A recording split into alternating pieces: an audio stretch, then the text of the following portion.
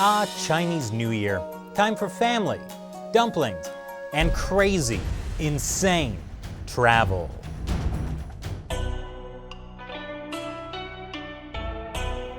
Welcome back to China Uncensored. I'm Chris Chappell. For most Americans, the words Spring Festival and insane crowds mean one thing: spring break, baby. But in China, those words mean much bigger crowds and slightly less fun. Because every year, China is home to the world's largest seasonal human migration. It's the annual travel frenzy around the Chinese New Year. These days in mainland China, they call it the Spring Festival. Not because Chinese people in February are weirdly optimistic about spring, but because, like many traditional things in China, the Communist Party changed the name to make it less about those old feudal superstitions and more about the kind of messages they can control. Anyway, Chinese New Year this year is February 5th, and 2019 is the Year of the Pig. Or if this is your zodiac year, you can call it the Year of the Boar, which sounds way cooler.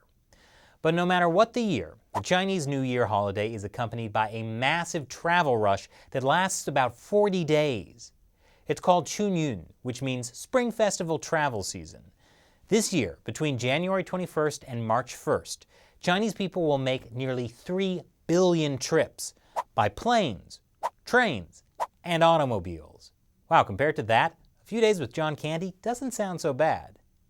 The main reason for the ginormous travel crowds is China's migrant workers.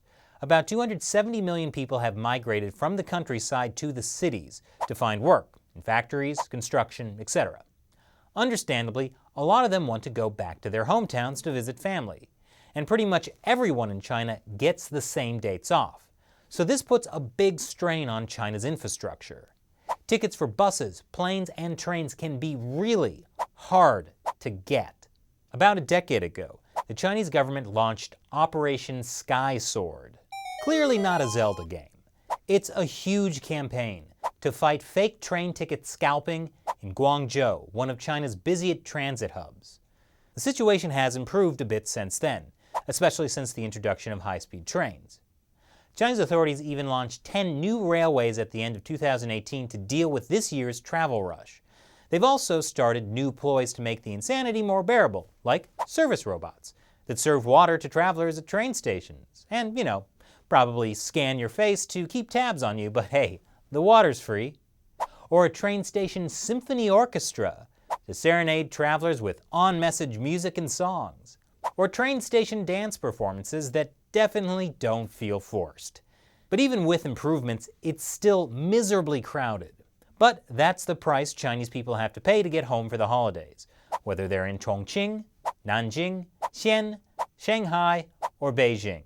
So as China rings in the Year of the Pig, spare a warm thought for the hundreds of millions of people trying to make it home for the holidays, and for the old, the young, and the very young, as they try and survive the 2019 travel madness, and the watchful gaze of Big Brother. So how would you make the Chinese New Year travel madness a little easier to bear? Leave your comments below. And before we go, it's time to answer a question from a fan who supports China Uncensored through the crowdfunding website Patreon.